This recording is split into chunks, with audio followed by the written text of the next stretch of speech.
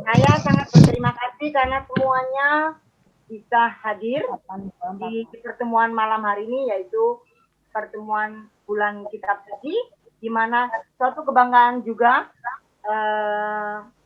suci yang sudah memfasilitasi kami ya untuk wilayah Matius. Ya, tapi Tante Ayu bukan saya, tapi dari KKS. Aku cuma Ya, bantu aja.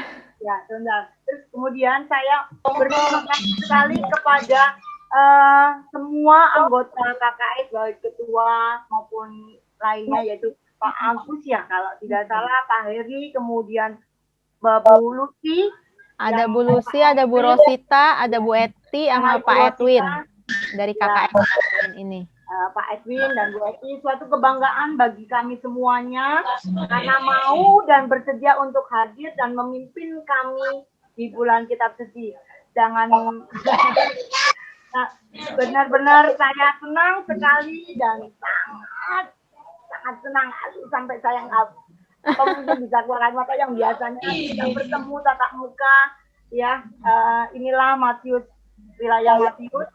Ini ada Bu Pani sebagai Ketua Lingkungan Matius 2, Ibu Yusin Ketua Lingkungan Matius 3 juga sudah hadir, Ibu Teresia Dwi atau yang biasa disebut Ibu Wahyu. Wilayah di rumahnya Bu Wahyu, terima kasih sudah hadir. Untuk semuanya saya tidak bisa sebut satu-satu persatu. Terima kasih dan terima kasih sebelumnya. Mari kita mulai mungkin Bu. Nama Bapa dan Putra dan Roh Kudus. Amin. Tuhan Yesus yang baik, terima kasih Engkau telah memberi kami kesempatan untuk dapat bersama-sama berkumpul via Zoom dengan wilayah Matius bersama dengan para pembicara nanti dan bersama dengan Romo Tunjung, Romo Moderator KKS. Terima kasih Tuhan Yesus, kami percaya Engkau hadir di sini. Engkau selalu menemani kami, terutama di saat-saat sulit COVID-19 ini. Kami percayakan hidup kami ke dalam tangan-Mu. Kami tetap akan berjuang bersama Engkau pastinya untuk melewati hari-hari kami. Dan KKS sangat berterima kasih wilayah Matius bisa menjalankan Zoom dan melakukan PI 4 tema ini sesuai dengan apa yang diberikan KAJ. Terima kasih Tuhan Yesus, biarlah kami selalu mengandalkan-Mu dalam hidup kami. Kemuliaan kepada Bapa dan Putra dan Roh Kudus. Seperti pada permulaan, sekarang, selalu, dan sepanjang segala abad. Amin. Atas nama Bapa dan Putra dan Roh Kudus. Amin. Amin. Oke, dipersilakan Bu Lucy Ambarwati untuk membawa renungan PI. Ya, selamat malam, Romo Tunjung. Salam sehat dan sejahtera.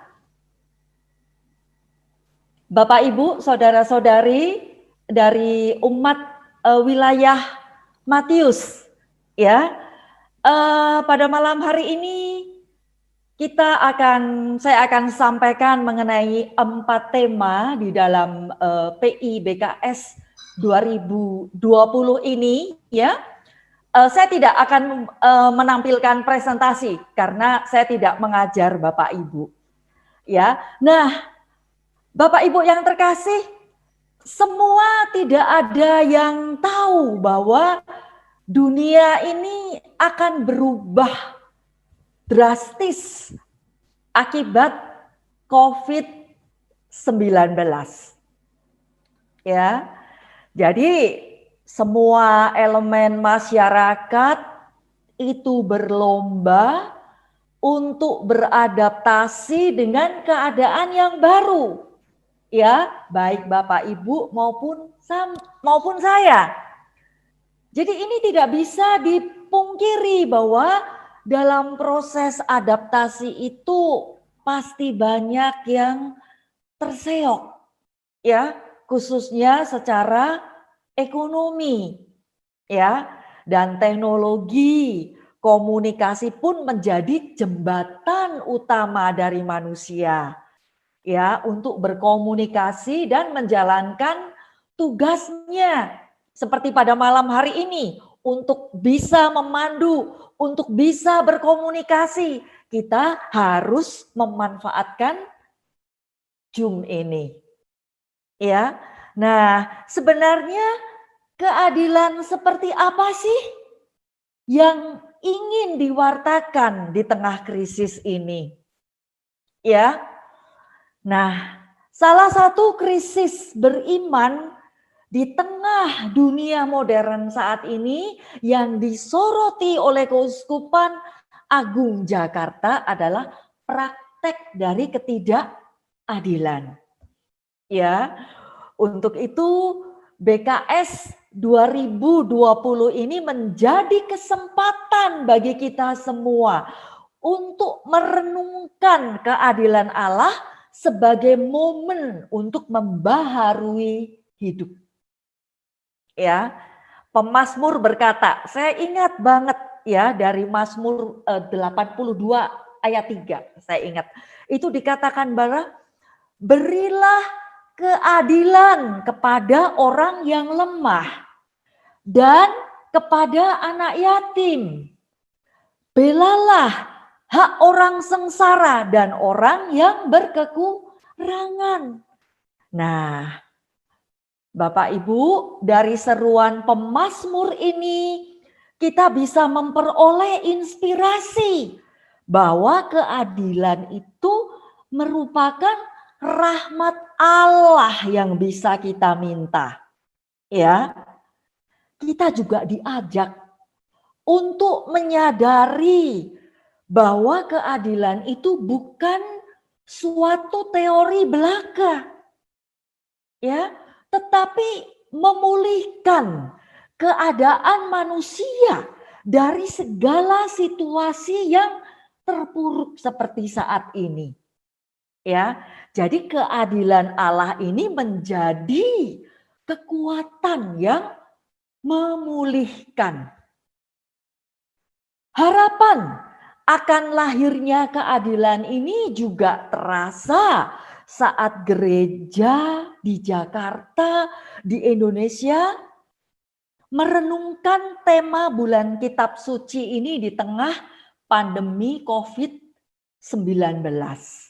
Ya, jadi di satu sisi pandemi ini melahirkan krisis iman dan identitas. Tetapi di sisi lain kebutuhan akan iman umat juga semakin besar. Ya. Nah, jadi arah dasar Keuskupan Agung Jakarta itu di tahun 2020 hingga tahun 2021 ini adalah amalkan Pancasila, kita adil, bangsa sejahtera. Ya, jadi tema ini harus dilihat dalam konteks Pancasila. Sila kelima Pancasila itu menjadi puncak dari rangkaian seluruh ardas Keuskupan Agung Jakarta tahun ini. Falsafah Pancasila pada ujungnya itu bermuara pada penghayatan sila kelima, yaitu keadilan sosial bagi seluruh rakyat Indonesia. Jadi di sini kita memperjuangkan keadilan yang tak lain adalah memperjuangkan kesejahteraan bersama. Nah, Romo, Bapak Ibu yang terkasih, keadilan dalam kitab suci itu tidak pernah diawang-awang. Ya. Keadilan itu selalu bentuknya konkret dengan fokus entah pada proses mencari, memperjuangkan, atau menghidupi keadilan. Nah, dalam kitab suci itu ada gambaran tentang Allah yang adil, yang diungkapkan di dalam Matius bab 5 ayat 45, dikatakan bahwa sebab Dia menerbitkan mataharinya bagi yang jahat dan yang baik, dan Dia menurunkan hujan bagi yang benar dan yang tidak benar. Nah, ketika menciptakan langit dan bumi, Allah menciptakan segala sesuatu itu baik adanya. Kemudian setelah itu Allah mengundang umatnya untuk berbuat adil kepada sesamanya. Nah, di dalam kitab suci ini Allah membela orang miskin, anak yatim, janda, orang yang menjadi korban ketidakadilan. Jadi, keadilan Allah itu selalu bersifat sempurna dan berpihak kepada orang-orang yang menderita, orang-orang yang disingkirkan. Selalu berpihak kepada orang-orang yang tersingkir. Nah, Bapak Ibu yang terkasih, tema besar yang dipilih itu akan dibagi menjadi 4 subtema, yaitu subtema pertama adalah Bapa kami yang maha adil, subtema yang kedua adalah Allah yang hadir sebagai korban ketidakadilan, subtema yang ketiga adalah menjadi umat yang berbela rasa, dan subtema yang keempat adalah menjadi saudara dalam penderitaan. Nah, bacaan Injil untuk subtema yang pertama ini sudah saya rekam ya. Saya akan share.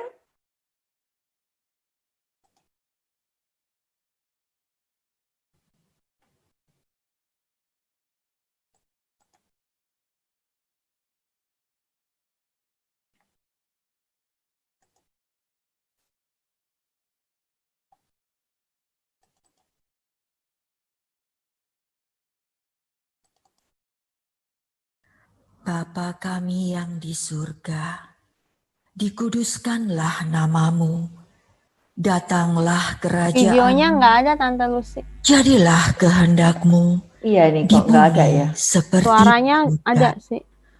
Berikanlah kami pada hari ini makanan kami yang secukupnya, dan ampunilah kami akan kesalahan kami, seperti kami juga mengampuni orang yang bersalah kepada kami.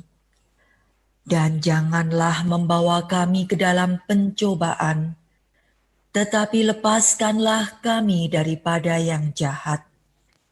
Karena Engkaulah yang empunya kerajaan dan kuasa dan kemuliaan sampai selama-lamanya. Amin. Amin. Iya, Suci saya bisa minta tolong supaya filenya Suci ditutup. Oh, filenya aku ditutup. Ya, tolong ya. Karena tadi Suci yang pertama ini bahwa kita itu harus bisa menjadi sesama bagi orang lain. Kita harus berbela rasa. Kita harus bisa membantu orang lain. Karena kita adalah anak-anak Bapa. Ya. Jadi doa Bapa kami itu membentuk kita untuk mempunyai karakter seperti putra-putri Allah. Kita diajak untuk menyerupai Tuhan Yesus sendiri. Ya.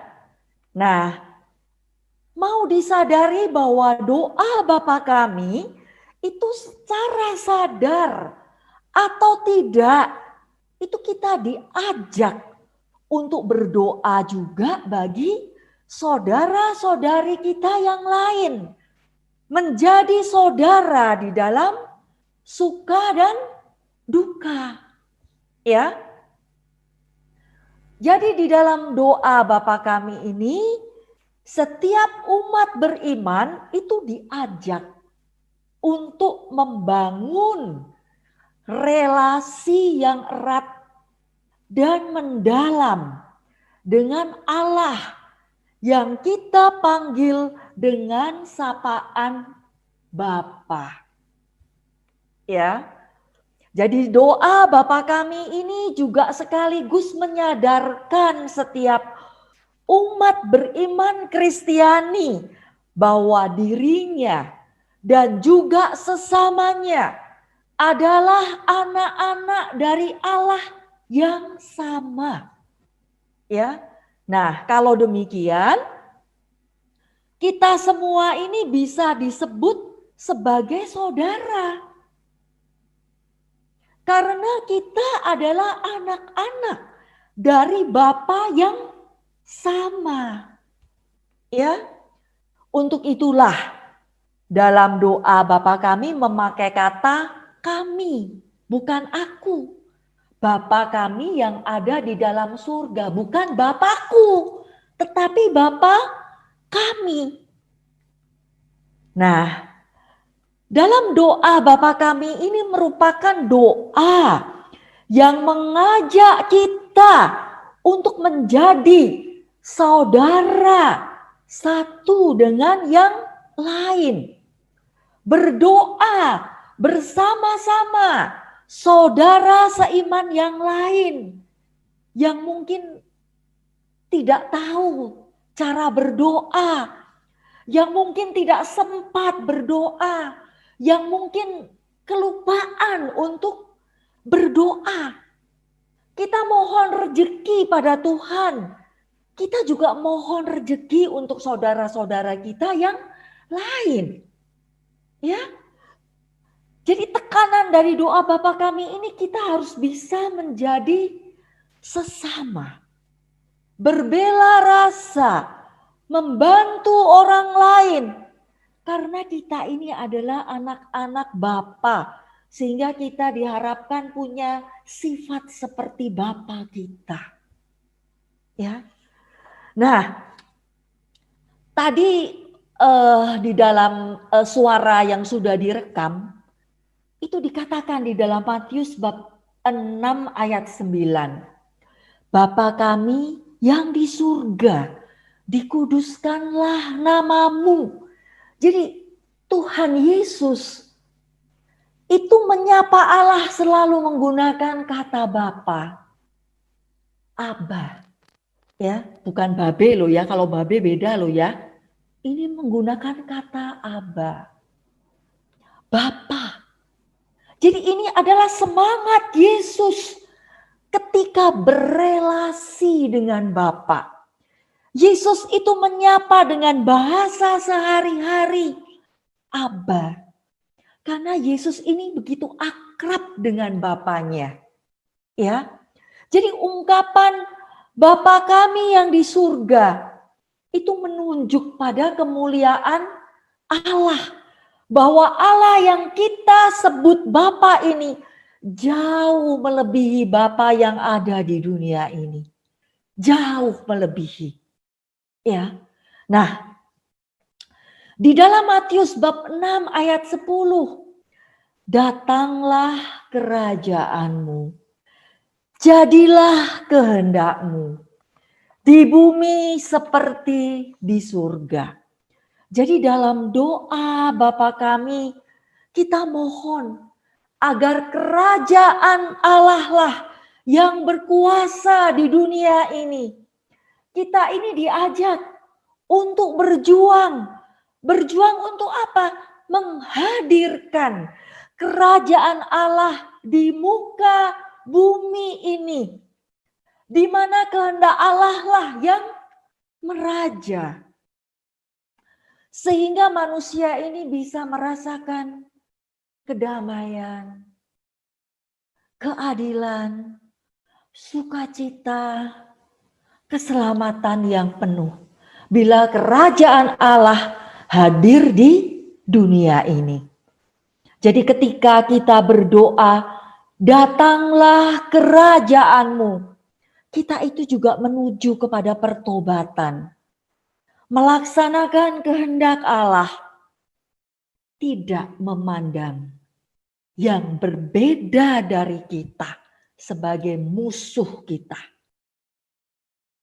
yang berbeda dari kita itu adalah sesama kita. Nah, bab 6 ayat 11. Berikanlah kami pada hari ini rezeki kami yang secukupnya. Dari permohonan ini kita diajak untuk menyadari kalau hidup kita itu bergantung semata-mata kepada Allah sebagai sumber kehidupan bagi kita. Kata makanan di sini itu tidak terbatas hanya pada makanan secara fisik, tetapi juga makanan secara rohani. Kedua makanan ini, baik secara jasmani maupun secara rohani, itu menopang kita untuk menjalani peziarahan hidup kita di dunia ini hingga akhir zaman nanti. Tentu saja bagi umat Katolik, bagi kita, makanan surgawi ini adalah tubuh Kristus yang kita terima dalam Ekaristi. Ya, tentu saat ini kita tidak bisa mengikuti Ekaristi. Ya, tetapi itulah makanan sehari-hari kita. Kalau kita rajin untuk datang merayakan Ekaristi setiap pagi di gereja, kita sudah diberi makanan rohani yang menguatkan tubuh secara rohani. Ya, jadi sikap yang adil itu juga tampak dalam ungkapan berilah kami makanan yang secukupnya. Apa maksudnya kata-kata ini? Bahwa kita ini diajak untuk berbela rasa bagi saudara-saudari kita yang lain. Kita tidak hanya berdoa untuk rezeki, untuk makanan kita saja. Tetapi kita juga mohon agar Bapa juga memberikan rezekinya, makanannya kepada orang lain yang mungkin pada saat itu karena kesibukannya lupa untuk berdoa. Kita berdoa bagi orang lain, kita mendoakan orang lain untuk Tuhan memberikan rezeki dan makanan secukupnya kepada mereka. Ya. Nah, di sini Yesus mengajarkan kita untuk apa? Untuk menciptakan komunitas yang bisa berbagi rezeki.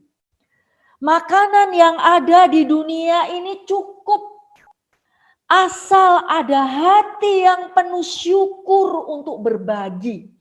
Kita tuh makan seberapa banyak sih Bapak Ibu? Ya secukupnya perut kita tuh. Nggak sampai perut kita buncit gede banget. Nah itu malah merusak kesehatan kita. Daripada kita sampai perutnya buncit karena kita kebanyakan makan. Ya mendingan kita bagi kepada orang lain. Sehingga apa? Sehingga kerajaan Allah terwujud di muka bumi ini. Nah, dengan kata secukupnya kita diajak untuk menghindari keserakahan hati kita. Yang kita hanya mementingkan diri kita sendiri. Pokoknya aku udah kenyang, Esa aku nggak mikir orang lain. Ya. Nah, di dalam Matius bab 6 ayat 12. Dan ampunilah kesalahan kami, seperti kami juga mengampuni orang yang bersalah kepada kami. Nah ini yang susah. Bagian inilah yang merupakan pusat dari doa Bapa kami. Ya, di bagian inilah kita dapat mengenal lebih dalam pribadi Allah sebagai Allah yang maha adil. Jadi salah satu pewartaan dari Tuhan adalah menampilkan wajah Bapa yang penuh pengampunan. Ya, manusia yang berdosa sekalipun akan memperoleh pengampunan dari Bapa asal sungguh mau bertobat. Ya, uniknya Bapak Ibu, bahwa langkah pertama untuk memperoleh pengampunan dari Bapa ini adalah kita juga mau memberikan pengampunan kita kepada orang lain yang bersalah kepada kita. Untuk itulah ini sulit, ya. Tetapi disinilah muncul masalah yang serius yang tadi saya katakan. Karena manusia ini begitu sulit untuk bisa mengampuni sesamanya. Ya. Nah, di Matius bab 6 ayat 13.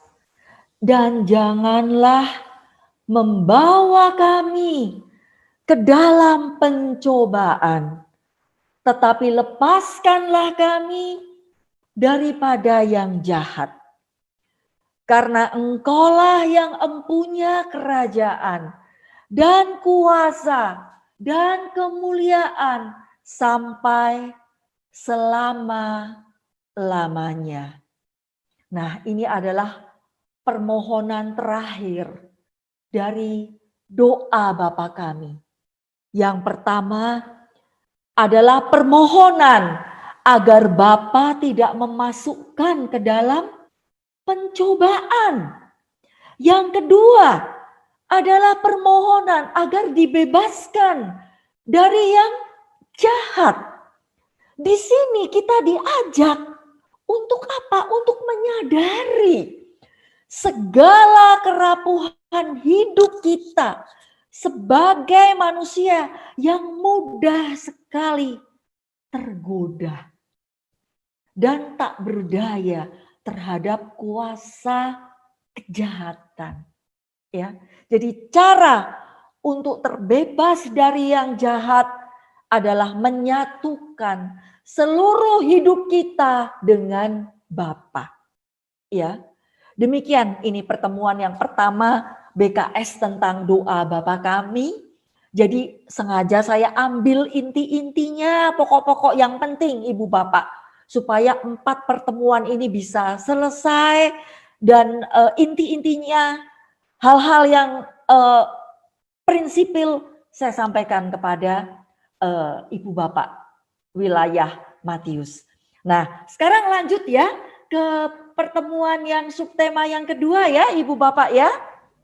Boleh, silahkan Bu Lucy. Ya, nanti baru kita bersharing ya.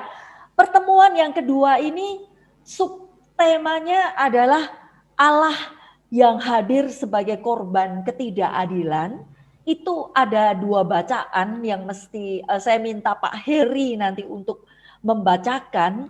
Itu dari Imamat karena nyambung, Imamat 19 bab 9 sampai dengan 15 dan dibacakan bacaan Injilnya yang Matius bab 25 ayat 31 sampai dengan 40.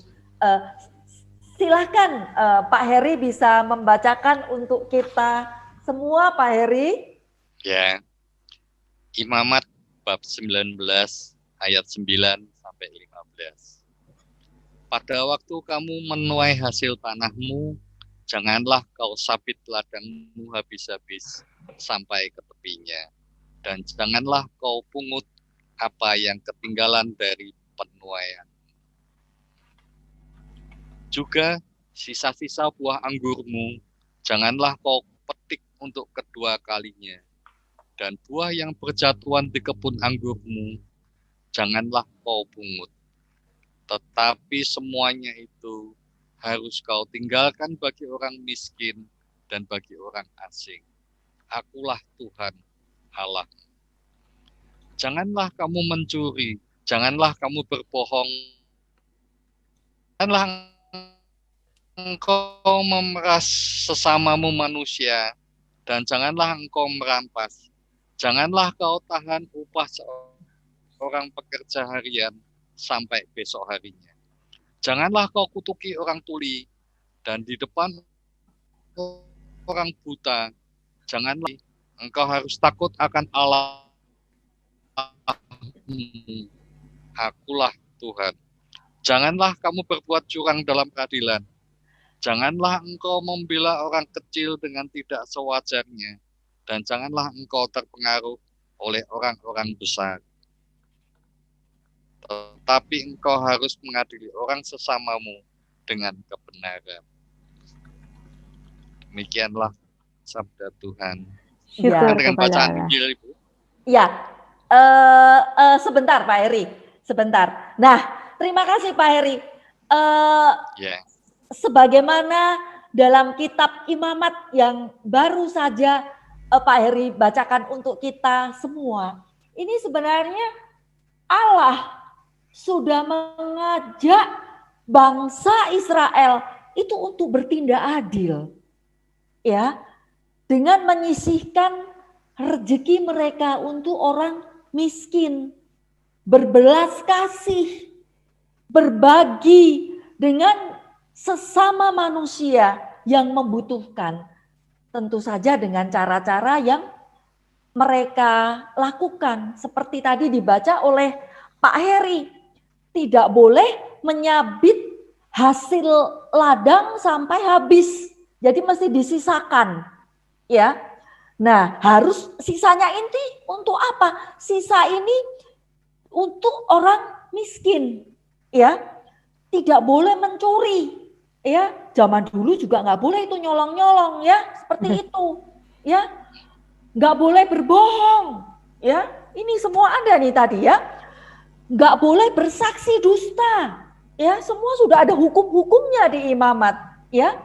Tidak boleh menahan upah pekerja dan perintah-perintah lainnya. Kita nahan-nahan upah, nggak boleh, ya.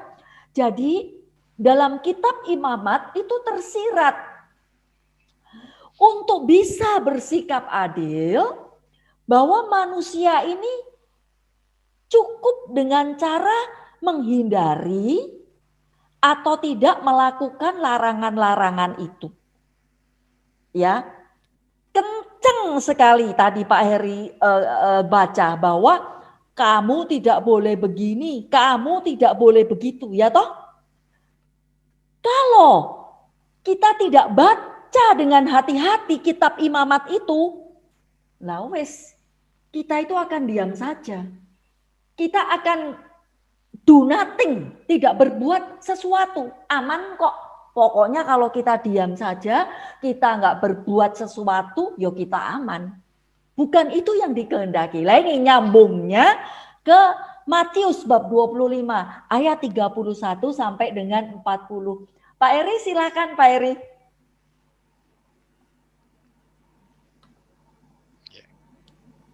Bacaan dari Injil Matius bab 25 ayat 31 sampai ke 40.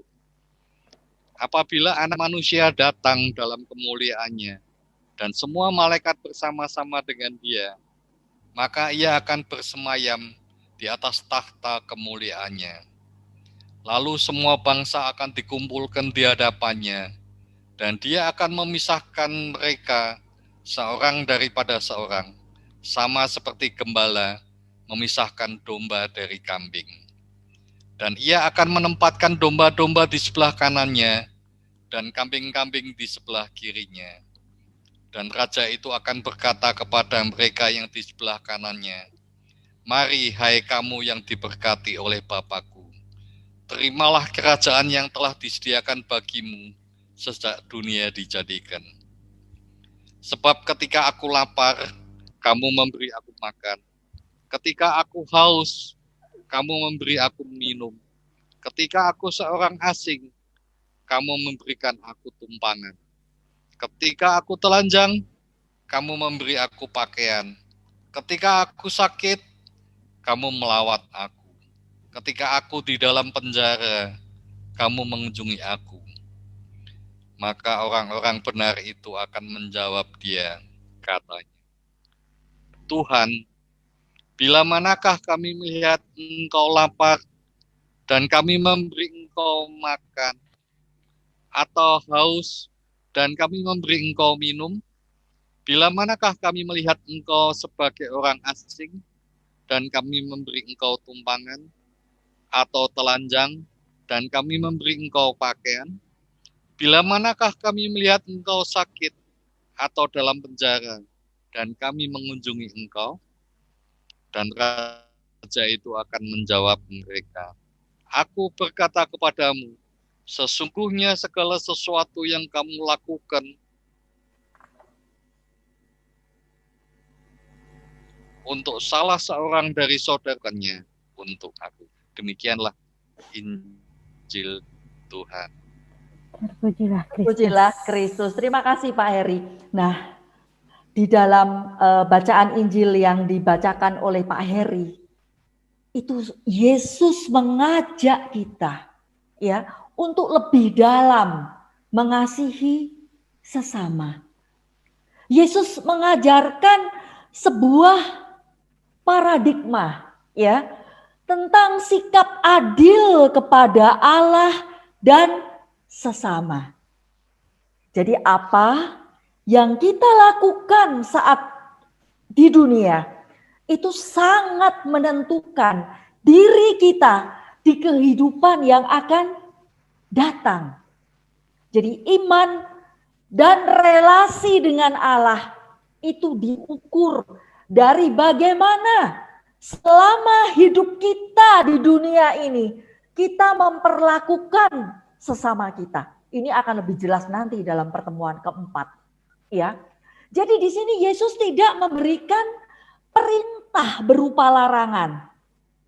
Tetapi Yesus itu mengajak kita untuk mewujudkan keadilan itu secara nyata dalam kehidupan sehari-hari. Ya, bahwa di dalam Matius bab 25 ayat 31 sampai dengan 40 itu dipisahkan antara domba dan kambing. Ya, salah satu kunci yaitu tadi dibaca. Ketika aku lapar, kamu memberi aku makan. Ketika aku haus, kamu memberi aku minum. Ketika aku seorang asing, kamu memberi aku tumpangan dan sebagainya. Jadi titik beratnya, Allah hadir sebagai korban ketidakadilan. Allah hadir dalam diri orang lapar, orang haus, orang asing, telanjang, sakit, dan dipenjara. Itu sebagai gambaran orang-orang korban ketidakadilan. Jadi Allah yang adil itu ternyata bukan Allah yang di surga, tetapi Allah yang nyata, Allah yang konkret sebagai korban ketidakadilan. Jadi sesungguhnya segala sesuatu yang kamu lakukan untuk salah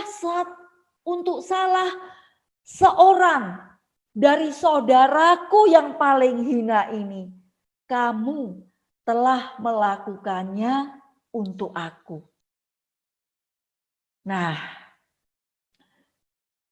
membantu korban ketidakadilan dengan bantuan sekecil apapun, karena iman menuntut sebuah tindakan yang nyata, sebuah tindakan yang konkret dari kita. Meskipun mungkin sederhana, tetapi tindakan kita adalah jawaban atas apa yang dibutuhkan mereka yang mengalami kesulitan hidup. Ya, kita diajak untuk berani keluar dari diri kita dengan apa? Dengan memberikan bantuan sekecil apapun itu, sehingga kita bisa menampilkan wajah Allah yang adil dan peduli dengan orang-orang yang kecil. Rasa empati itu tidak berhenti pada ungkapan kasihan, tetapi mampu berbela rasa dengan tindakan nyata. Dibutuhkan ketulusan dalam berbuat kebaikan, karena membuat kita itu tidak mudah kecewa. Kalau kebaikan kita itu ternyata disalahpahami, bahkan kadang-kadang kebaikan kita boro-boro diucapin terima kasih. Kesel hati kita, wes ditulung-tulung kok enggak terima kasih. Ya, tetapi itu dibutuhkan ketulusan dari kita. Enggak diterima kasihin, enggak apa-apa. Yang penting kita sudah berbuat sesuatu. Nah, dari bacaan Injil di atas, semua itu merupakan bentuk penghormatan dan cinta kita kepada Allah. Ya, jadi perjuangan itu bila disertai dengan keikhlasan, itu akan memperoleh keselamatan dari Allah. Ya, di Matius bab 25 ayat 34, ya, itu dikatakan bahwa terimalah, mari hai kamu yang diberkati oleh Bapakku, terimalah kerajaan yang telah disediakan bagimu sejak dunia dijadikan. Jadi ini maksudnya perjuangan itu bila disertai dengan keikhlasan akan memperoleh keselamatan dari Allah sendiri, bahwa Allah sudah menyediakan kerajaan Allah itu sendiri. Ya, demikian untuk pertemuan yang kedua, ya.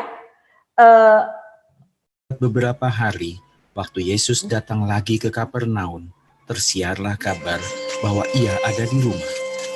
Maka datanglah orang-orang berkerumun sehingga tidak ada lagi tempat, bahkan di muka pintu pun tidak.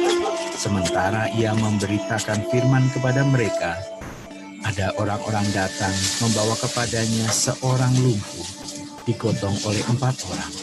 Tetapi mereka tidak dapat membawanya kepadanya, karena orang banyak itu. Lalu mereka membuka atap yang di atasnya. Sesudah terbuka, mereka menurunkan tilam. 4 orang lumpuh itu terbaring.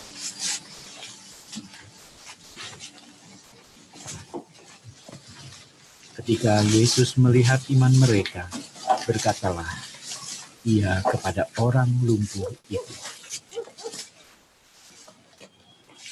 Son, thy sins be forgiven thee. Why does this man thus speak blasphemies? Who can forgive sins but God only? Why reason ye these things in your hearts? Whether is it easier to say to the sick of the palsy, thy sins be forgiven thee, or to say, arise, and take up thy bed and walk?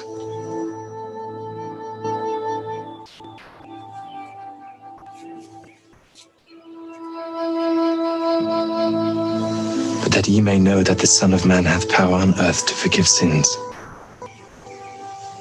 I say unto thee, arise, and take up thy bed, and go thy way into thine house.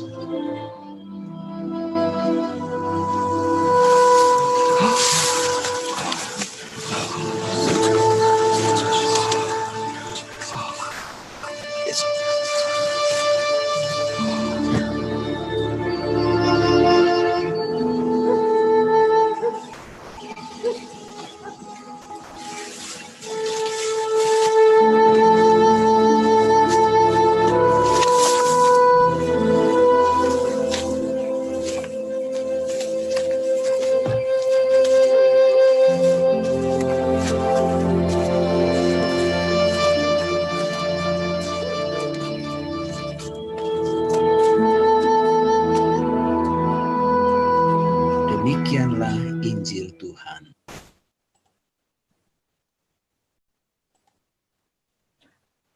Terdengar suaranya tetapi ya.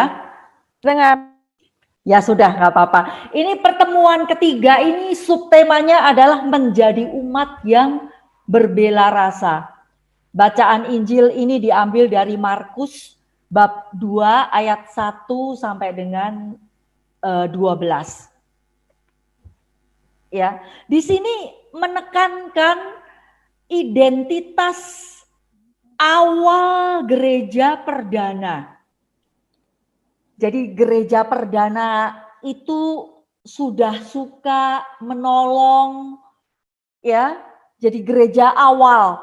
Jadi murid-murid Yesus itu sudah melakukan tindakan berbela rasa terhadap mereka yang sakit, ya, yang menggotong keempat orang yang lumpuh itu. Nah, dalam Markus bab 6 ayat 53 sampai dengan 56 tentang diceritakan tentang kedatangan Yesus di Nazaret. Ya. Jadi orang-orang itu tidak mengejar Yesus. Tetapi mereka membawa orang-orang yang sakit itu kepada Yesus. Ya.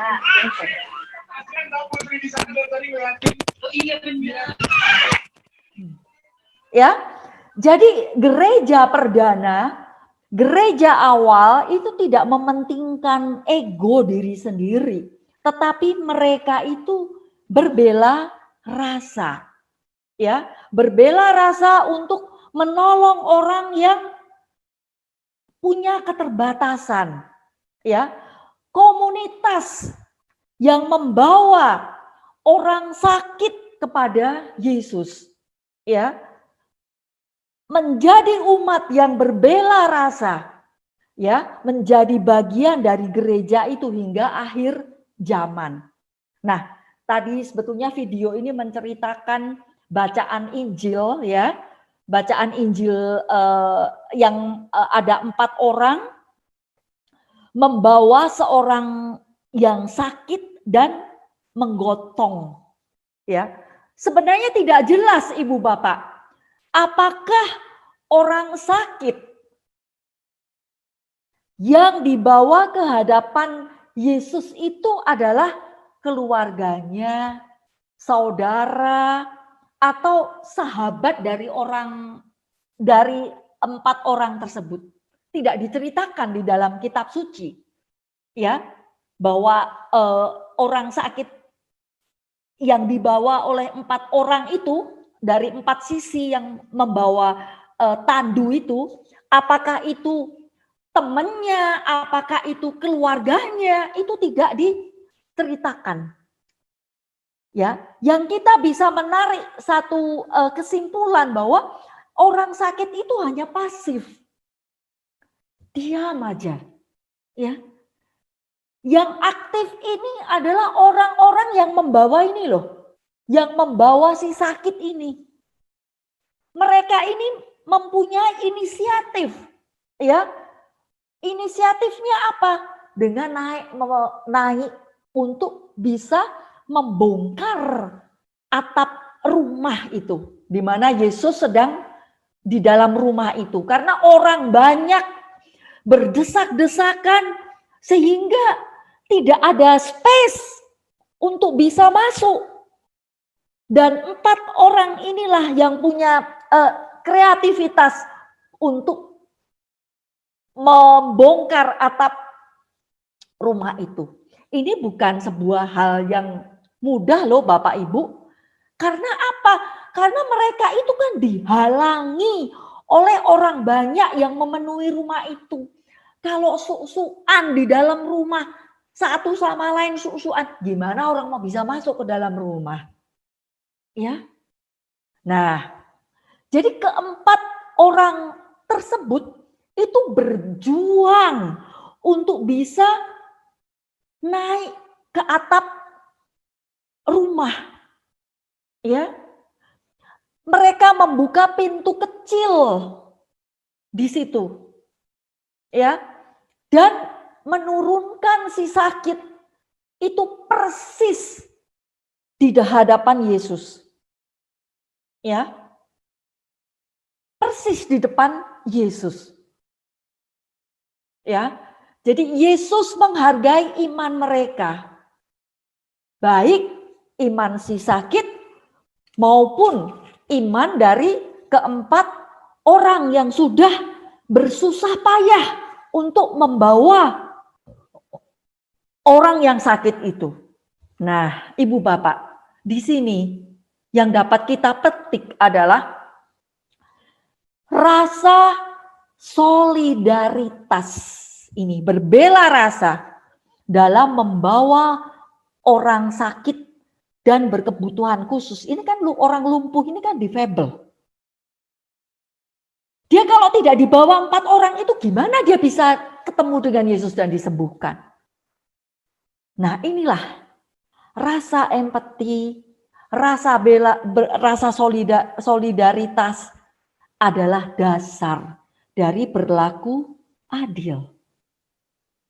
Ya, khususnya mereka yang tidak bisa menolong diri mereka sendiri. Ya boro-boro toh mau ketemu Yesus, mau jalan aja nggak bisa. Ya, jadi sebagai orang beriman, kita ini perlu untuk saling menolong. Ya, karena inilah salah satu ciri kita sebagai murid Tuhan. Dan ternyata bela rasa ini sudah dilakukan di gereja awal, di gereja perdana. Ya, mungkin contoh-contoh konkretnya dalam kehidupan zaman sekarang itu banyak sekali contoh-contoh konkretnya. Orang yang punya hati untuk mau membantu orang, mau berbela rasa, ya, memberikan pelayanan yang utuh bagi umat, bagi gereja. Seperti itu. Ya, ini pertemuan yang ketiga. Untuk pertemuan yang keempat langsung nyambung ya Ibu Bapak. Oke, lanjut. Saya mungkin minta Pak Heri saja untuk membacakan ya Pak ya. Lukas yang pertemuan keempat ini, Lukas bab 16 ayat 19 sampai 30 Pak Heri.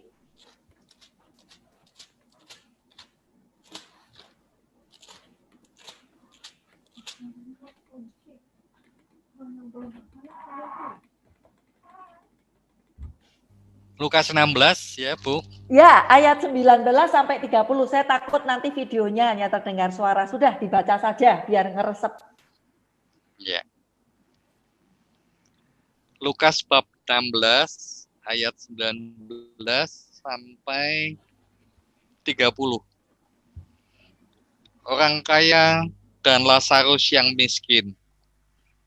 Ada seorang kaya yang selalu berpakaian jubah ungu dan kain halus. Dan setiap hari ia bersukaria dalam kemewahan. Dan ada seorang pengemis bernama Lazarus. Badannya penuh dengan borok, berbaring dekat pintu rumah orang kaya itu. Dan ingin menghilangkan laparnya dengan apa yang jatuh dari meja orang kaya itu. Malahan anjing-anjing datang dan menjilat boroknya. Kemudian matilah orang miskin itu. Lalu dibawa oleh malaikat-malaikat ke pangkuan Abraham. Orang kaya itu juga mati, lalu dikubur. Dan sementara ia menderita sengsara di alam maut, ia memandang ke atas, dan dari jauh dilihatnya Abraham. Dan Lazarus duduk di pangkuannya. Lalu ia berseru katanya, Bapak Abraham, kasihanilah aku. Suruhlah Lazarus supaya ia mencelupkan ujung jarinya ke dalam air dan menyejukkan lidah. Sebab aku sangat kesakitan dalam nyala api.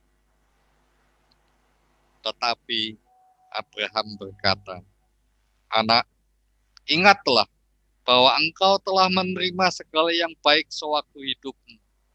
Sedangkan Lazarus segala yang buruk. Sekarang ia menjadi hiburan dan engkau. Sekarang ia mendapat hiburan dan engkau sangat menderita. Selain daripada itu, di antara kami dan engkau terbentang jurang yang tak terseberangi, supaya mereka yang mau pergi dari sini kepadamu, ataupun mereka yang mau datang dari situ kepada kami, tidak dapat menyeberang. Kata orang itu, kalau demikian, Aku minta kepadamu Bapa, supaya engkau menyuruh dia ke rumah ayahku. Sebab masih ada 5 orang saudaraku, agar mereka jangan masuk kelak ke tempat penderitaan ini. Tetapi kata Abraham, ada pada mereka kesaksian Musa dan para nabi. Baiklah mereka mendengarkan kesaksian itu. Jawab orang itu, tidak Bapak Abraham, tetapi jika ada seorang yang datang dari antara orang mati kepada mereka, mereka akan bertobat. Demikianlah Injil Tuhan. Terpujilah Kristus. Kristus. Ya, terima kasih Pak Heri. Nah, jadi pesannya dari Injil ini adalah yang saya tangkap, selama hidup di dunia ini, janganlah sampai kita gagal menggunakan kesempatan untuk bisa berbela rasa kepada orang lain. Pokoknya semua temanya 1, 2, 3, 4 tuh berbela rasa, berbuat adil. Ada tindakan konkret dalam tiap pertemuan itu. Ya, jadi kita ini dituntut untuk secara kreatif melakukan wujud solidaritas dan kemurahan hati kepada sesama yang menderita di tengah pandemi virus ini. Ya, tadi dikatakan kisah Lazarus dan orang kaya, ya, itu sebenarnya menggambarkan wajah dunia di sekitar kita, di mana selalu ada orang kaya dan orang miskin. Betul kan realitanya? Wajah di dunia ini.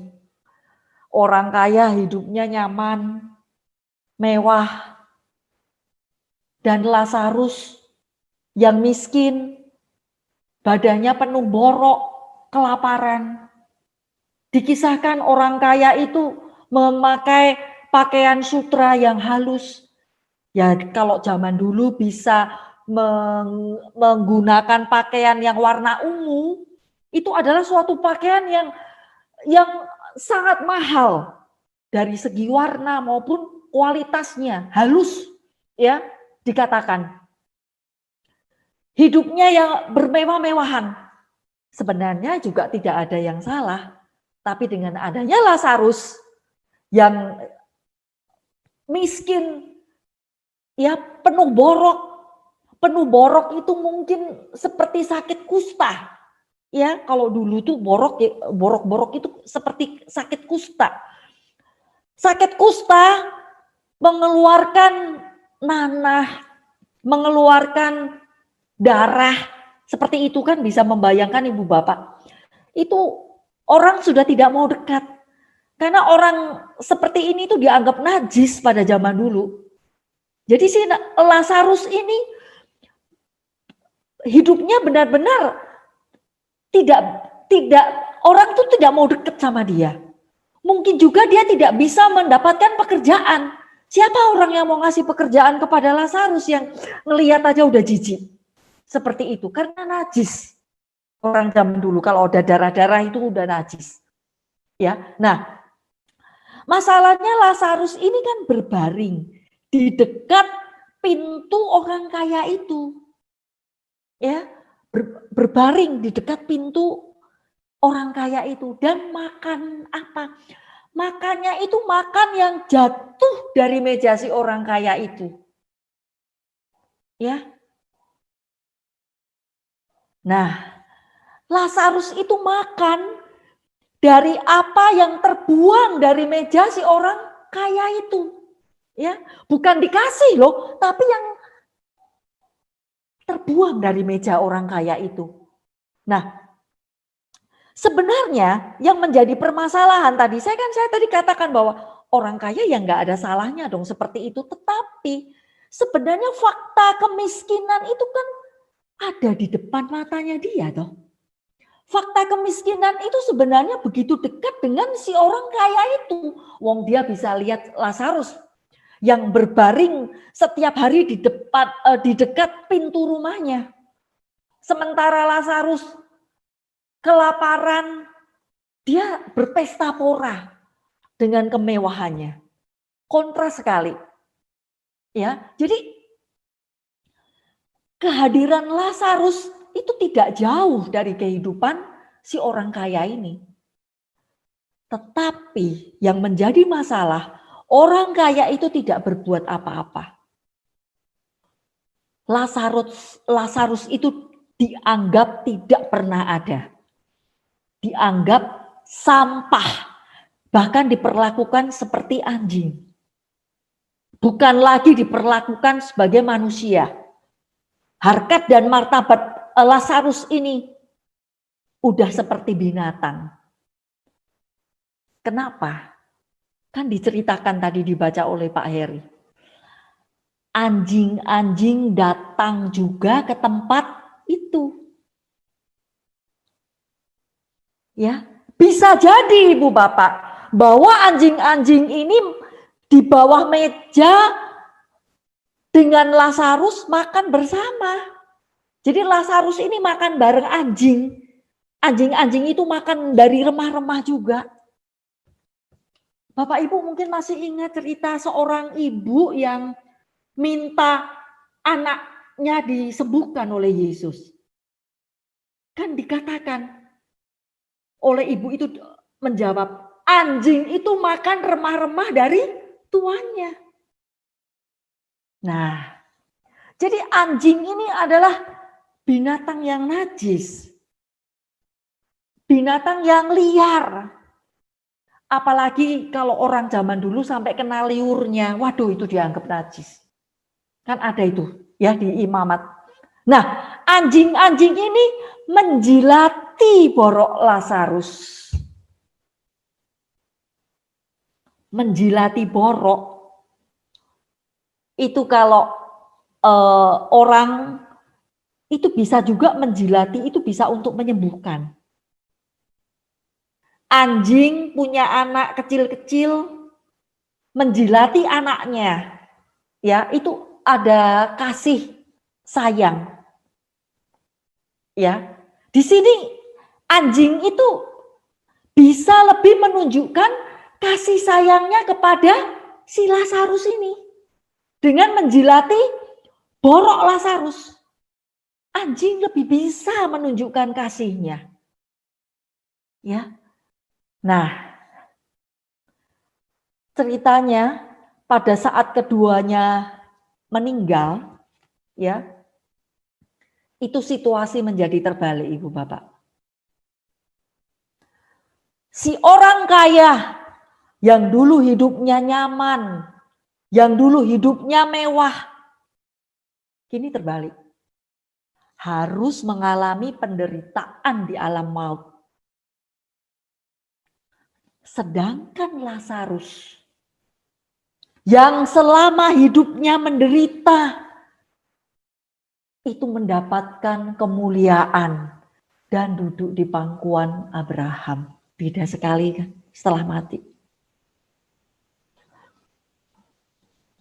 Ketika masih hidup di dunia, si orang kaya ini yang tanpa nama itu gagal untuk menggunakan kesempatan besar yang ada di depan matanya si Lazarus ini.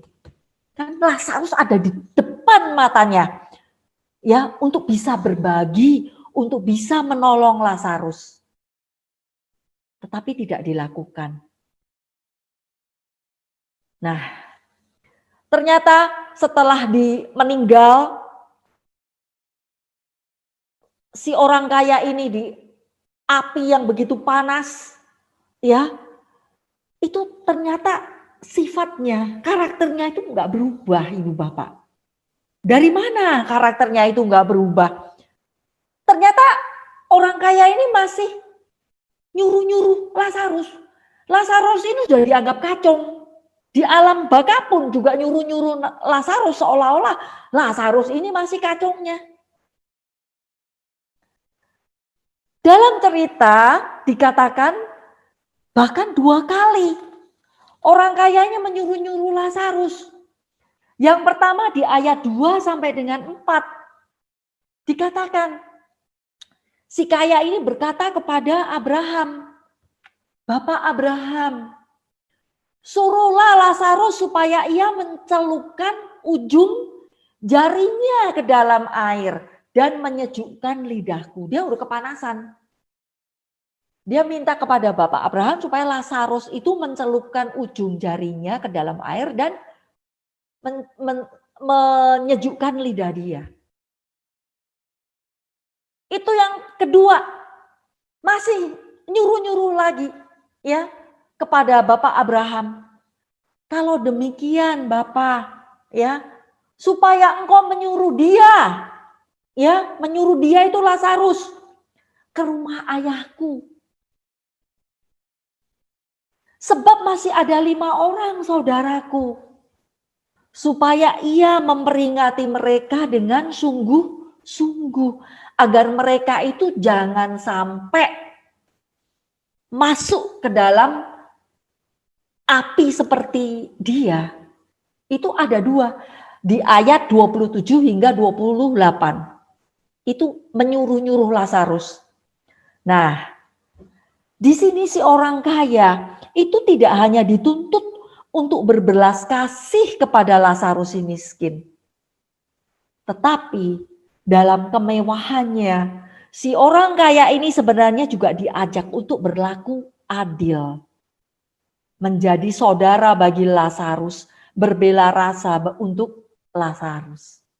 Nah, sebenarnya ini kan juga menjadi refleksi juga bagi kita semua, bahwa kita diminta untuk waspada. Waspada terhadap apa? Terhadap harta kekayaan yang mungkin kita miliki. Ya, bagaimana cara pandang kita terhadap harta kekayaan? Apakah kita sudah berbela rasa? Apakah kita sudah membantu orang-orang di sekitar kita? Nah, pertanyaannya, lah wong saya aja lagi sulit kena COVID. Nah, gitu kan? Ini kan kita lagi kena COVID semua. Semuanya kena COVID tanpa terkecuali. Kan kadang-kadang, lah saya ya susah lagi kena COVID. Nah, kadang-kadang kita juga perlu berbela rasa itu ya juga dengan menyapa. Ya toh? Menyapa orang di sekeliling kita. Ya, menyapa dengan ramah dan sebagainya. Ya memang kadang-kadang tidak harus berwujud materi saja. Tetapi dengan sikap kita. Ya. Demikian ya Ibu Bapak pertemuan ke-1 hingga ke-4. Ya.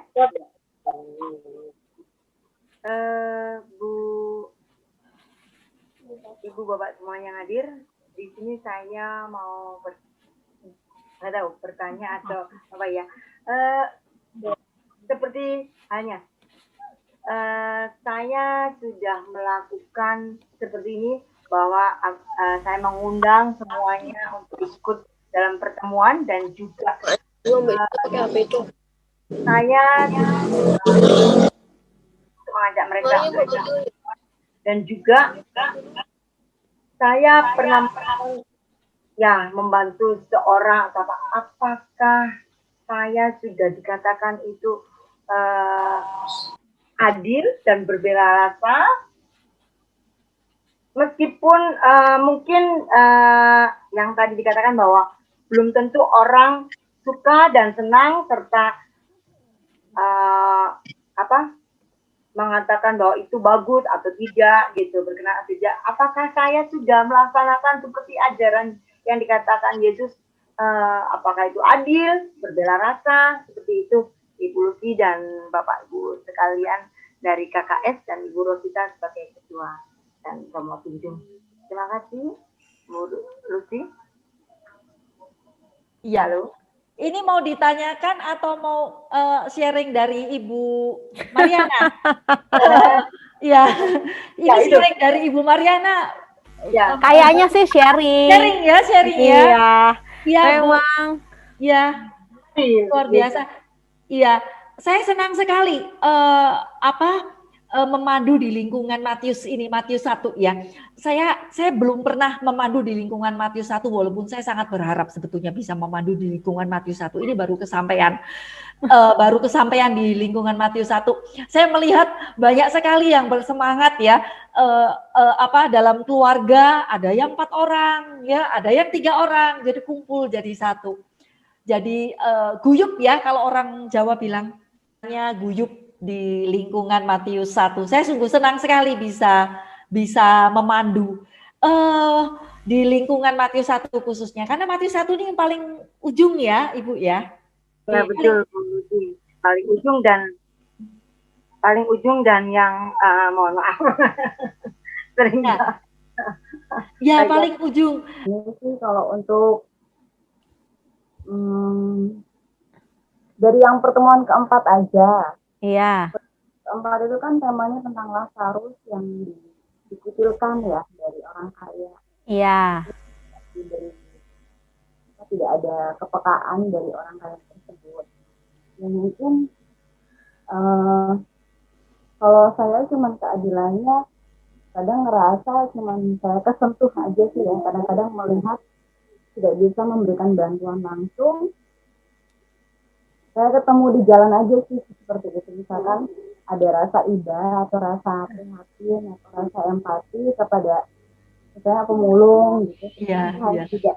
Jadi mungkin nggak bisa membantu langsung karena kan kondisinya juga yang nggak pas ya. Iya. Paling hanya bisa mendoakan saja tiba-tiba tidak mati gitu aja sih. Mungkin keadilan dari situ. Betul ya. Tidak apa Bu, kita bantuan bisa juga kita menyapa ya, ramah ya, seperti itu juga itu sudah satu bentuk perhatian kepada orang lain. Ya, Ibu Lucy ya, Ibu Lucy namanya ya. Ibu Awang. Oh, Ibu Awang ya. Iya. Terima kasih Ibu Awang. Oke. Saya Bu. Ya, Ya. Ibu Teresia ya. Ayo Bu Teresia.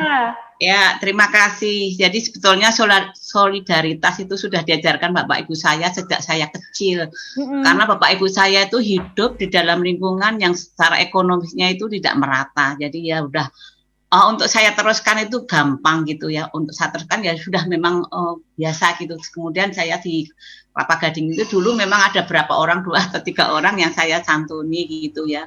Tapi yang lama-lama pindah, ini tinggal 1 orang kemarin itu. Jadi biasanya saya setiap 2 hari, ini ibu-ibunya itu umurnya udah 87 tahun, hidup sendiri. Jadi setiap hari itu saya kasih makanan rantangan gitu.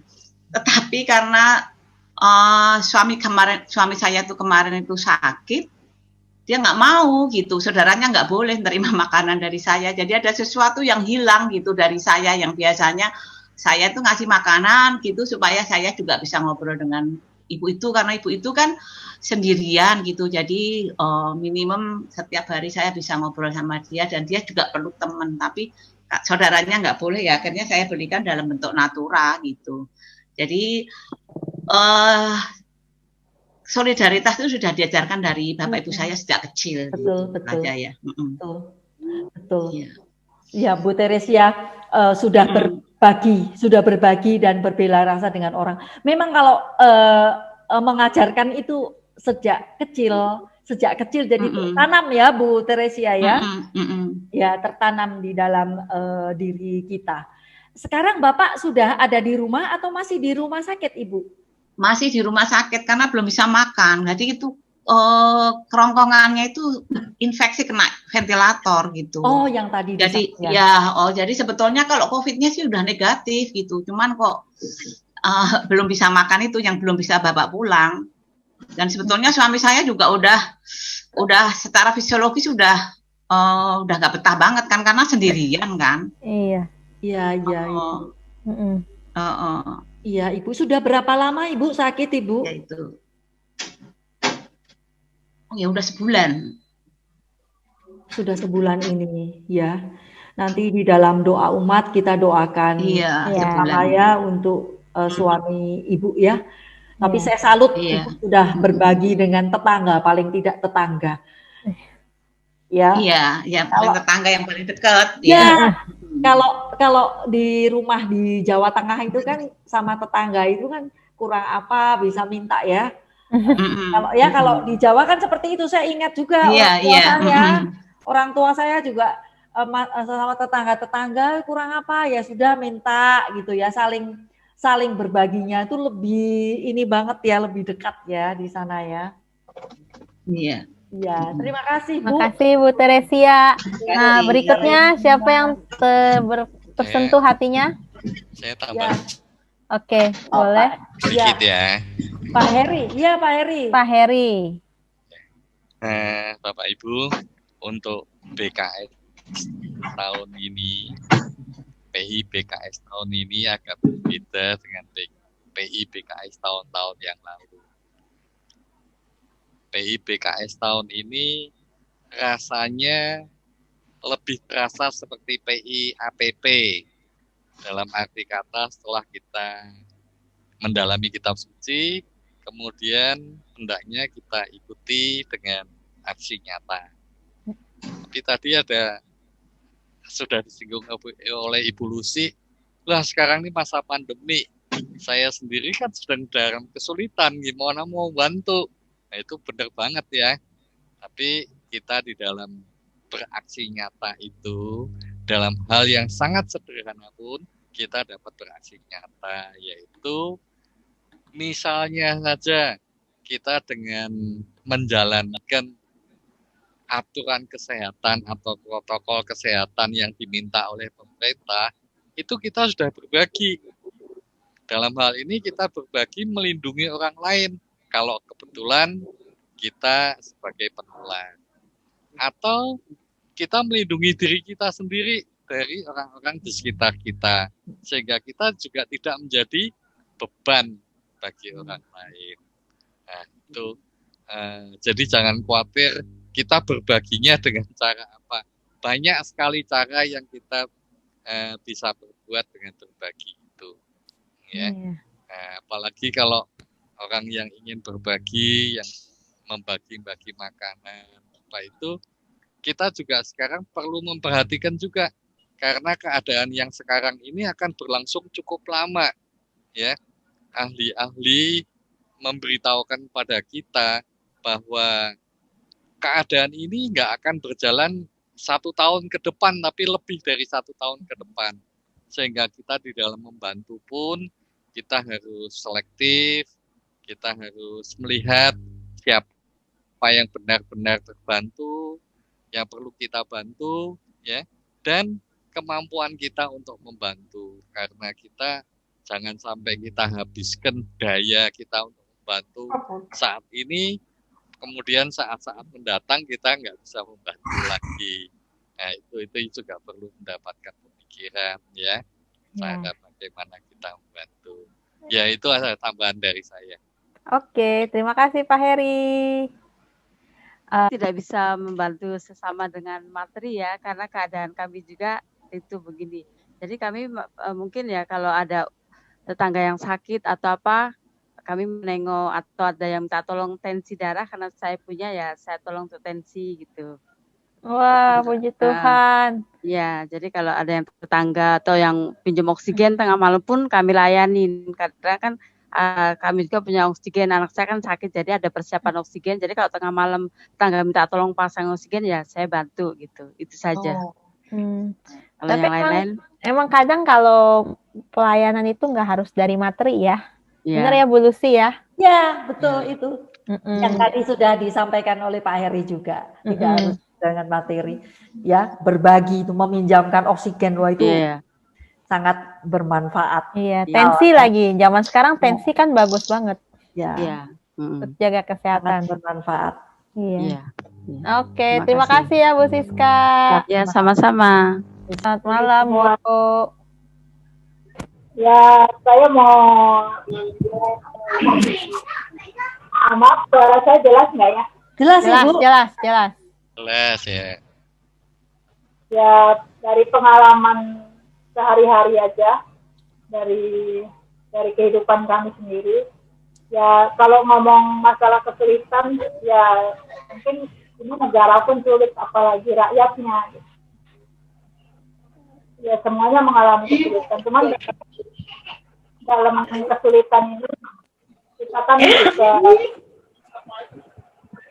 tetap harus bersyukur bahwa untuk saat ini rezeki itu kan tidak harus berupa harta atau uang. Ya, iya. Tapi kesehatan itu saat ini adalah besar ya untuk kondisi pandemi ini.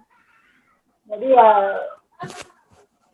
kekurangan itu tidak kami pikirkan, tapi kami percaya Tuhan itu setiap hari menyediakan. Kita punya sedikit, kadang ada ya saudara atau tetangga mau pinjam sampai ngomong udah seadanya berapa, itu justru kita sampai apa ya untuk sebenarnya untuk memberi saya juga kurang, tapi untuk menolak ya sebisa kami sih juga ya apa yang kita punya. Kadang ada tetangga sakit, saya nggak bisa memberikan pulang menasinya tong saya kalau udah ibu buat saya, mereka udah suka banget itu deh. Nah, untuk membantu orang pulang mau jomi kebetulan untuk namanya berbagi itu untuk pribadi saya itu adalah kepuasan tersendiri untuk saya, dan saya tidak memikirkan kesulitan untuk diri sendiri karena saya berpikir karena semua pun sulit, jadi saya anggap ya semua merasakan hal yang sama, hanya tingkat kesulitannya yang berbeda. Jadi untuk itu semua tidak menghalangi kami untuk bersyukur. Itu aja sharing dari kami. Terima kasih, selamat malam. Selamat malam, Bu. Udah mati-mati atau masih ini? Ya, boleh cukup. Terima kasih ya Bu Maria itu untuk sharingnya. Benar-benar kata-kata Bu Maria, bila kita berbagi itu merupakan satu kegembiraan ya Bu Maria. Walaupun mungkin yang kita berikan itu sedikit, tapi sudah menimbulkan rasa sukacita, kebahagiaan dalam diri Bu Maria ya. Iya. Ya, puji Tuhan. Ya, terima kasih sharing-sharingnya Ibu-ibu. Terima kasih Suci. Ya. Sebelumnya saya ingin menjelaskan dulu apa itu pelantikan untuk katekumen ya. Pelantikan untuk katekumen ada 2 tahapan. Yang pertama adalah pelantikan pertama itu dilakukan di lingkungan, dan nanti pelantikan kedua akan dilakukan oleh gereja. Pelantikan di lingkungan ini atau pelantikan pertama, semestinya yang melantik itu harusnya umat lingkungan ya. Umat lingkungan dalam hal ini atau umat yang lainnya juga bisa. Kalau ada prodiakon ya prodiakonnya, mungkin ada yang katekis ya yang bisa nanti, pokoknya umat lingkungan itu. Atau kalau enggak ada, ketua lingkungan kan pasti ada. Jadi yang melantik harusnya ketua lingkungan. Kenapa kok begitu? Karena di dalam pelantikan pertama ini calon katekumen itu diterima di dalam lingkungan sebagai anggotanya, gitu loh. Jadi ini adalah tanda menerima seseorang ke dalam lingkungannya untuk nanti dibimbing selanjutnya, ya perkembangan imannya itu mendapatkan pendampingan dari umat lingkungan yang lain. Maksudnya seperti itu ya, pelantikan pertama. Jadi mudah-mudahan bisa dipahami ya. Bapa dan Putra dan Roh Kudus. Amin. Saudara-saudari terkasih, saat ini kita berkumpul untuk melaksanakan upacara pelantikan katekumen. Kita bergembira dan bersyukur kepada Allah bahwa saudara kita ini bertekad untuk menyiapkan diri menjadi anggota Gereja Katolik. Kita juga meyakini bahwa Allah akan membimbing langkahnya dan membuka hatinya untuk mengikuti bimbingannya. Marilah kita menyerahkan Dia dalam kasih dan berkat-Nya melalui upacara pelantikan katekumen ini. Bapak Heri Wigiono yang kami hormati, dengan kesungguhan hati, saudara kami Dita ini telah menentukan pilihan hidupnya untuk mengikuti Yesus Kristus dan menjadi anggota Gereja Katolik. Maka atas nama Dita Sri Aryani dan simpatisan yang hadir di sini, perkenankanlah kami mohon agar dia dilantik menjadi katekumen. Semoga Pak Heri Wigiono berkenan melantiknya agar semakin mantap mengikuti Yesus Kristus dalam hidup sehari-hari. Terima kasih. Apakah Saudari Dita Tri Aryani hadir? Ya, saya hadir. Saudari Dita yang terkasih dalam Yesus Kristus, apa yang Anda minta dari gereja Allah? Saya meminta iman. Apakah yang saudari harapkan dari iman? Saya mengharapkan kehidupan kekal. Bersediakah saudari pada waktunya nanti dibaptis? Ya, saya bersedia.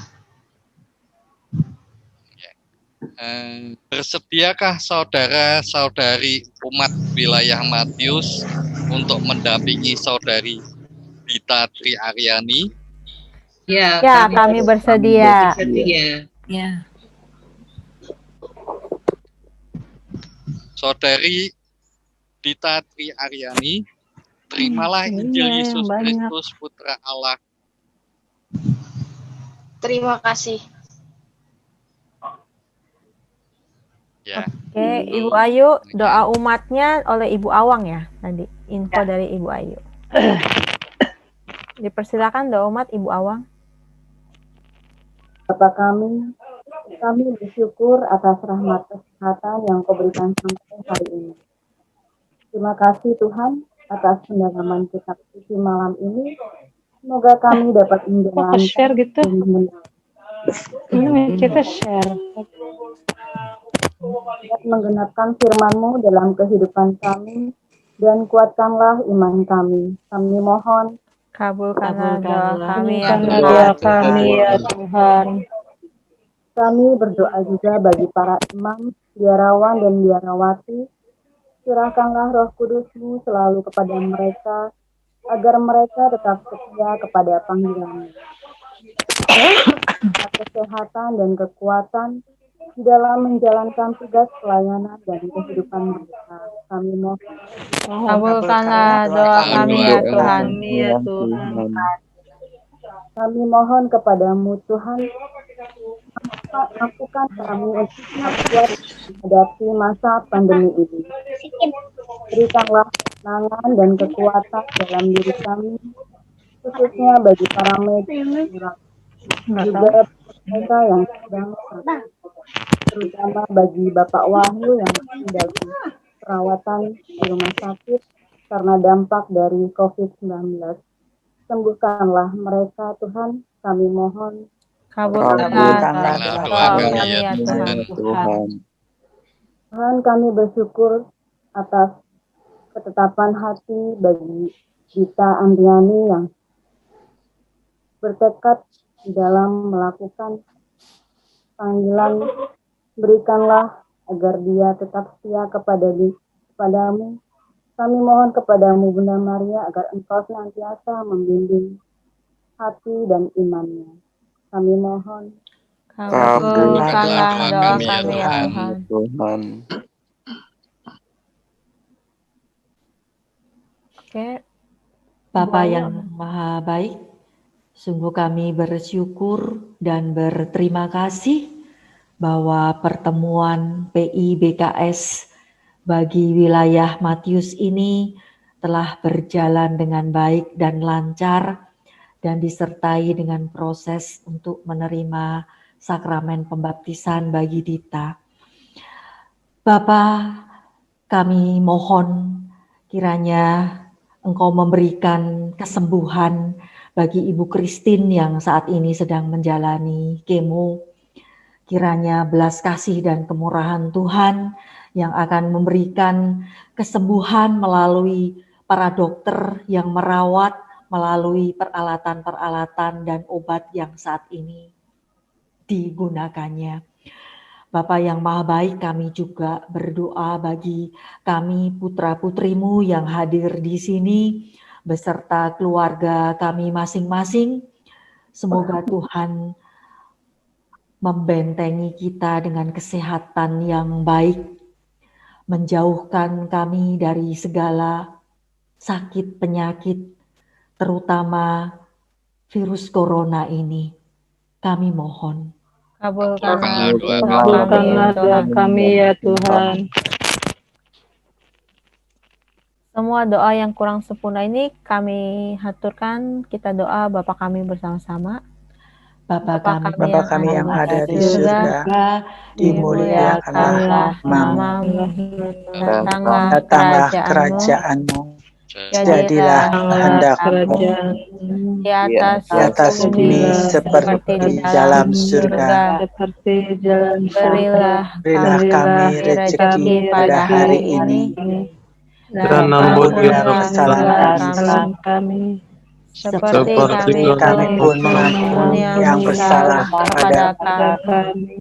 Dan janganlah masukkan kami ke dalam pencobaan, tetapi bebaskanlah kami dari jahat. Amin. Doa penutup pelantikan oleh Ibu Ayu. Bapa yang sudah mendengarkan setiamu, karena Engkau telah mendampingi kami dari awal pertemuan ini, dan juga untuk pelantikan kita, kiranya Bapa yang sudah menyertai kami dari awal hingga akhir. Kami percaya Bapa, Engkau sungguh baik untuk kami. Kiranya segala sesuatu yang kami lakukan pada malam hari ini, Engkau selalu berkenan. Panjang hidup kami, Engkau selalu menyertai. Langkah hidup kami juga Engkau sertai. Terutama dalam situasi seperti ini, kesehatan yang kami butuhkan. Kiranya Engkau beri selalu sehat dan sehat bagi kami semuanya. Terima kasih Bapa, di dalam namamu kami mengucap syukur dan selalu berdoa. Dalam nama Bapa dan Putra dan Roh Kudus. Amin.